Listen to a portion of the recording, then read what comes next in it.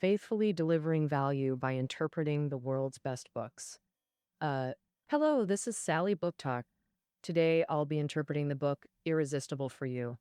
Its subtitle is The Age of Screen Addiction: How to Break Free from Behavioral Addiction. We're living in an era of behavioral addiction. Research has found that nearly half of people have some level of behavioral addiction. So, what exactly is behavioral addiction? It refers to a state of uncontrollably repeating a certain activity.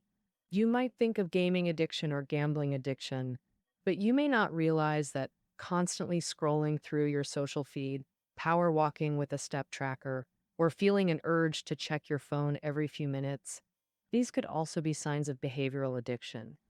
The author of this book, Adam Alter, is a psychology PhD from Princeton University, an associate professor of marketing at NYU Stern School of Business, and was named one of the world's 40 most outstanding business school professors under 40.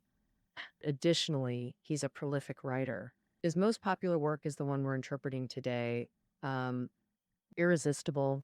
This book is hailed as a foundational work that comprehensively reveals and solves behavioral addiction, and it long held the top spot on Amazon's bestseller list in its category.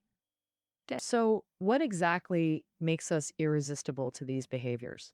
And how can we overcome behavioral addiction? Next, I'll break this book down into three parts for you. First, how to determine behavioral addiction. Second, why do we become so drawn to it? Third, how to overcome behavioral addiction. Now, let's dive into the first part: how to determine behavioral addiction. Earlier, we mentioned that behavioral addiction is a state of uncontrollably repeating a certain activity. Hearing this, you might feel a bit panicked, thinking, I scroll through my social feed every day, even play games and lose track of time. Am I already behaviorally addicted? The book doesn't explicitly say how to determine behavioral addiction, but based on the latest standards from the World Health Organization in 2018, we can judge behavioral addiction from three aspects. First, inability to stop gaming, can't quit scrolling through social feed or walking excessively to boost step count, and so on. If you can stop these activities whenever you want, it's not behavioral addiction. Second, the addictive behavior becomes life's top priority, where getting likes or hitting daily step goals matters more than anything else. For this, they might even skip meals and sleep less. On the flip side, maybe you also frequently check your phone, refresh social networks, and use a step tracker to count your steps. But if your other interests and daily activities aren't affected, then you don't have a behavioral addiction. Third, even if some addictive behaviors have caused serious harm, we still keep repeating them. For example, someone might be addicted to short video apps, neglecting emotional communication with family. His wife might threaten divorce, hoping he watches less short videos and cares more for family. You might casually reply, I'll deal with it after I finish this video. Behavioral addiction can worsen work, relationships, and family life, and directly harm our physical and mental functions. Research has found that both addictive behaviors and drug use release dopamine in certain brain areas, creating intense pleasure. When the brain detects too much dopamine, it shuts down healthy dopamine secretion channels. Therefore, after stopping drug use or addictive behaviors, dopamine levels drop far below normal, making people feel miserable and lethargic. This forces addicts to desperately return to drugs or repeat the addictive behavior. On the surface, the physical actions and sensory channels used in addictive behaviors aren't fundamentally different from ordinary ones. So why do these behaviors trigger brain reactions like drug addiction? What's special about the products that addict us? Why do they make us unable to resist? Next, we'll delve into the second part: why we become irresistible to them. Products or activities that addict us generally have one of the following four features. The first feature is that they set enticing goals for users, and users receive irresistible positive feedback while achieving them. Nietzsche once said a wise thing: "He who has a why to live can bear almost any how." Viktor Frankl, a Jewish psychologist who was in concentration camps, also found that in Nazi camps, those who had a goal to fulfill in life were most likely to survive. This is because the gap between completed and uncompleted goals creates a sense of tension. This tension motivates us to complete goals, and the process keeps our psyche vibrant, maintaining inner health. The reasonable goals themselves are motivating, driving people to strive in a certain direction, that the goals set by addictive products or activities make people obsessively chase them, unable to stop. So, why is that? First, addictive goals are often automatically generated, not set by people. For example, when posting on WeChat Moments, we naturally care about how many likes and comments we get. And when wearing a fitness watch, we pay more attention to increasing our step count than usual. When playing some mini games, we automatically set beating our high score as the goal. Second, after completing these goals, new ones emerge. Because generally, after achieving a goal, its appeal significantly decreases. After an exam, we don't want to review. After beating a game, motivation drops. After finishing a show, we rarely rewatch. But constantly emerging new goals attract users to repeat addictive behaviors. In many games, after breaking your high score, the new record becomes your next goal. If your fitness watch shows today's step goal is met, then meeting tomorrow's step goal becomes the new target. And on social networks, we always crave more attention and likes than we currently have. This way, new goals constantly emerge, fueling addictive demands, ultimately trapping us in addictive behaviors. During this, you might think, I don't actually achieve my goals every time. I don't break my high score in every game, and my social media photos sometimes don't get as many likes as expected. Logically, these goals should frustrate me rather than motivate me. But then why am I still so hooked on games and social networks? Before answering, imagine two scenarios. Suppose there's a button. In the first scenario, you get a reward every time you press the button. In the second scenario, you have a chance of getting a reward after each press, but the outcome is unpredictable. In which scenario would the button be pressed more? The answer is the second scenario. Because when rewards are unexpected, the brain releases more dopamine. More dopamine brings deeper pleasure, which then makes us repeat the behavior more often. Well, take gambling, for example. You can't win every time, but many gamblers just can't get enough. From a psychological perspective, it's because the uncertainty of each gambling outcome strongly attracts gamblers. The more they lose, the greater their desire to win, and the more intense the joy from winning. For many people, that feeling is way more irresistible than winning all the time. Oh, same thing with occasionally smashing a high score or unexpectedly getting a flood of likes from friends. It feels amazing. After having that kind of experience, we crave to feel that craving again, letting us endure setbacks, stay hooked on addictive behaviors, and wait for the next surprise. All right, so that's the first feature of addictive products or activities: enticing goals and irresistible positive feedback. Its second feature is effortless progress and gradually escalating challenges. Effortless progress ensures you get familiar with the product super fast. Nowadays, many game ads highlight features like being easy to pick up and taking less time to gain experience and gear. For instance, slogans like slash once, level up to $9.99, register and get a gold equipment bundle, or max level in an hour, and so on. And many addictive electronic devices have almost zero learning curve, like smartphones, tablets, or game consoles. Most people can use them right away, ensuring quick startup, which motivates more time and effort. And the more you put in, the harder it is to quit. Yeah, because if you quit the game, all that stuff you invested in could just go down the drain. And in psychology, there's a thing called loss aversion, meaning that when gains and losses are equal, losses feel way worse to handle. Say you lose $1,000, you'd be so bummed you might not eat for days. On the flip side, if you find $1,000, you might just be happy for a bit, then get back to your day. So players, to hold on to what they've earned in the game, keep playing instead of doing other stuff. But this doesn't mean that if a player always wins, they'll stick around forever. No, on the contrary, if it's too easy, it kind of waters down the thrill of winning. So those rewards become devalued, the loss from quitting the game decreases, and players might just stop playing. To prevent this, after making entry effortless for players, challenges in the game gradually escalate and rewards become harder to earn.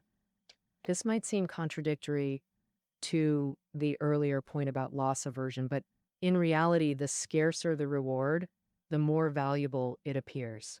This indirectly increases the loss players feel when quitting the game. On the other hand, the hardship from challenges is far more appealing than knowing you'll definitely win. While this sense of hardship is a necessary component of the addictive experience. Why does hardship make people addicted? Why do we not pursue happiness, but instead tirelessly make ourselves work so hard? Here, I need to explain a psychological concept to you. The zone of proximal development is the area between your current level and your potential level. And for example, in a game, suppose your current personal high score is 700 points. If your full potential is unleashed, you could reach up to 2,000 points. So the area between 700 and 2,000 is your zone of proximal development in the game.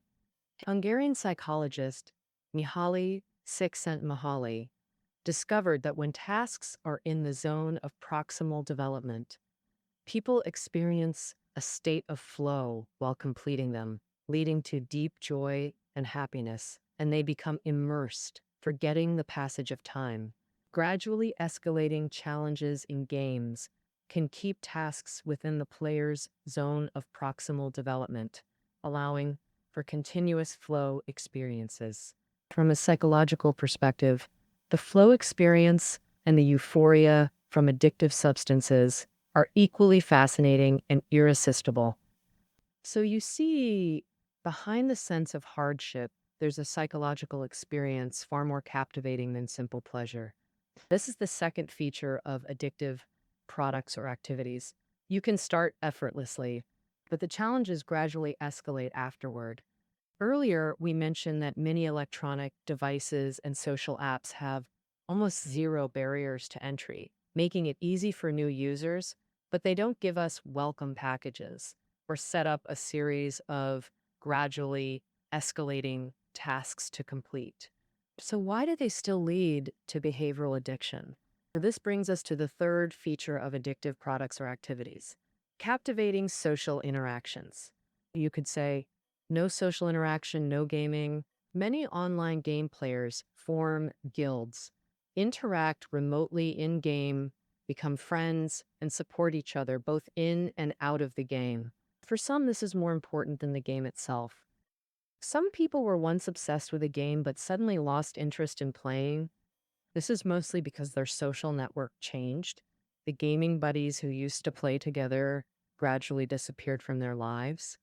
For social apps, social interaction is their entire appeal. You might have heard this saying, when we scroll through our social feeds, what we're really scrolling through is loneliness.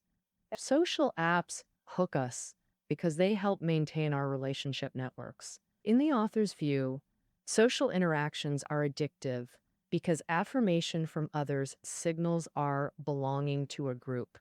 Being rejected by the group causes immense pain, like being sentenced to death. To avoid this pain, we desperately crave social affirmation. However, one instance of social affirmation only temporarily eases the pain.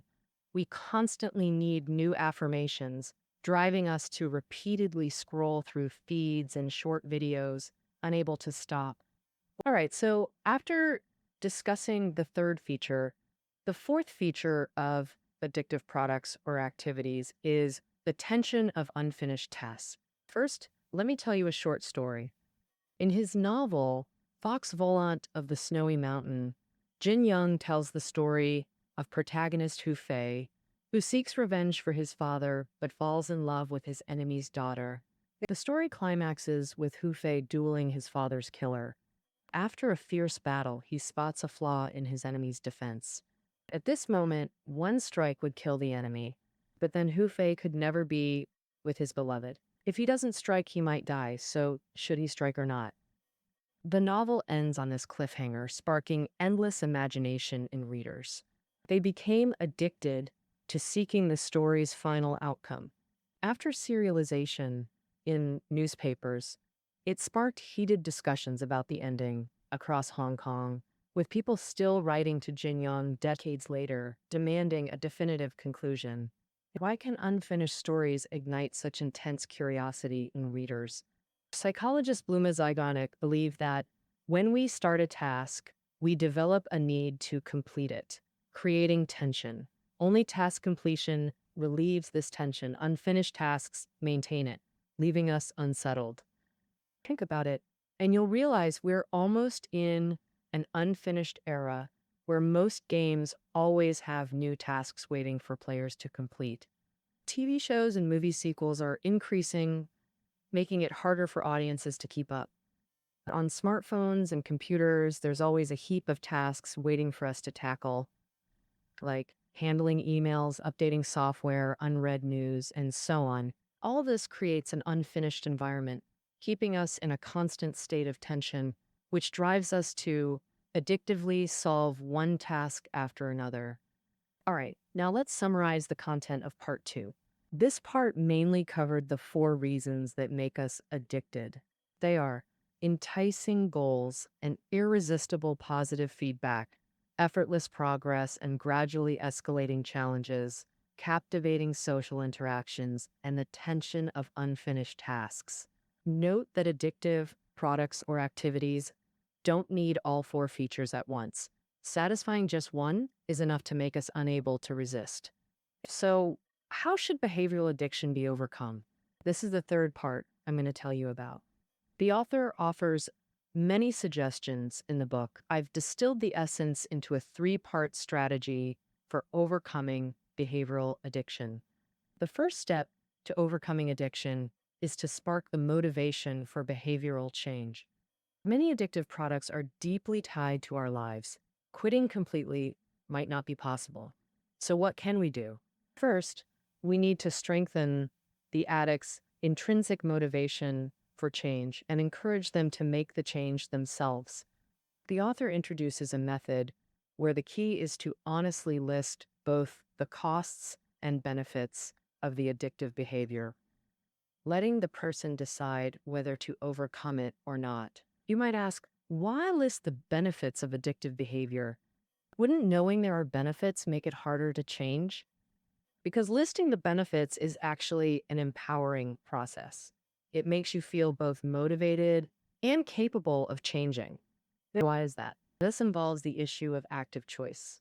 Psychological research shows that when facing the same outcome, those who actively choose feel more in control and perceive themselves as more capable than passive acceptors. The common example is that the partner who initiates the breakup in a close relationship tends to move on more easily from the split, experiencing fewer negative emotions. Similarly, if one only recognizes the harm of addictive behavior, they can only conclude the outcome as, I couldn't resist the temptation, got drawn in, I fell, because nobody would willingly do something that only brings harm without any benefit. Conversely, if the person realizes the addictive behavior has benefits, they might conclude it satisfies their needs. So I chose to do it. That completes the empowerment process, laying the foundation for subsequent changes. You might worry, what if after listing pros and cons, I still don't want to change? Psychologically, resistance to change often stems from addictive behaviors filling voids in our lives, making us tolerate their damage. For example, children severely lacking affection may immerse themselves in virtual interactions, even if it causes real world issues like declining grades or worsening relationships. Only more real world care and support can help them overcome behavioral addiction. But the benefits of addiction are short term, while long term damage accumulates. In our earlier example, online interaction can't fully replace real relationships, and problems like falling grades persist. Over time, these issues grow more severe. Relatively, the benefits of addiction diminish while motivation to change intensifies. After sparking motivation, the next step is replacing bad habits with good ones. First, a psychological consensus. Overcoming addiction through sheer willpower alone is nearly impossible. Psychologist Dan Wegner's famous white bear experiment had subjects suppress thoughts of a white bear, ringing a bell each time they thought of it, resulting in constant ringing. I bet while hearing this, you're picturing a white bear too, and the harder you try not to, the more it appears. So, how do you stop thinking about it? Wegner's solution: have subjects focus on red Volkswagen cars, cutting bell rings in half. Similarly, the author believes overcoming addiction requires substitution, not willpower. The book mentions the golden rule for changing habits. According to this rule, habits consist of three parts. First is the cue, anything that triggers the behavior. Second is the specific behavior. Finally, the reward, the benefit gained from the behavior. The best way to overcome bad habits or behavioral addictions is to change the behavior while keeping the cue and reward. Take smoking as an example. In what situations do people smoke? Maybe when anxious, lonely, or alone. These are smoking cues. The reward of smoking could be easing anxiety, relieving stress, gaining calmness, etc. So, the best way to overcome nicotine addiction is finding a cigarette substitute, like nicotine gum. After noticing smoking cues, you can chew nicotine gum instead to get the same reward, replacing smoking with healthier behavior. Note, different addictions require different substitutes. The key is identifying the need driving the addiction. Some play games to interact with others, easing loneliness. Building meaningful social connections can help them overcome addiction. Others play because they're bullied in real life, seeking revenge in games. For them, taking combat training might help break the gaming addiction. Overall, we must first understand the unique need behind each addiction, then find substitute behaviors to meet that need. And that, the final and most crucial step, building an environment away from temptation. Addictive behaviors persist mainly because we're in environments where addictive products are constantly accessible. Redesigning environments can effectively cure both behavioral and substance addictions. For example, in the 1970s, 35% of U.S. soldiers in Vietnam developed heroin addiction. But after returning home, only 5% relapsed. 95% quit permanently. Normally, only 5% of heroin addicts fully recover. Further research shows that most people struggle to quit drugs completely because they keep going back to their old drug environments. After detox, users often return to their original communities, constantly reminded of the pleasure drugs brought them. They have to fight this feeling hard, but the more they resist, the stronger it gets. Eventually, they fall back into drug use. Similarly, for overcoming behavioral addiction, the key step is to create physical or mental distance between the addict and the triggers. For example, when sleeping, put your phone in another room or take apart your home computer and only reassemble it when needed. By doing this, they increase distance from triggers, achieving the goal of beating addiction. With that, our interpretation is wrapping up. Finally, let's recap the book's content. First, there are 3 criteria for behavioral addiction: can't stop, it becomes life's top priority, and continuing despite harm. The harms of addictive behaviors include ruining family ties, lowering work efficiency, and damaging physical and mental health. Second, why people get hooked relates to 4 features of addictive products and activities, tempting goals and irresistible feedback, easy progress and escalating challenges. Plus, addictive social interactions and the tension of unfinished tasks also make it hard to quit. Luckily, we have ways to overcome behavioral addiction. Step 1, change the motivation for the behavior. Step 2, replace the bad habit that causes addiction with a good one. Step 3, the most critical, create an environment away from behavioral addiction. All right, that's the end of our irresistible interpretation. The book notes are below the audio. See you tomorrow.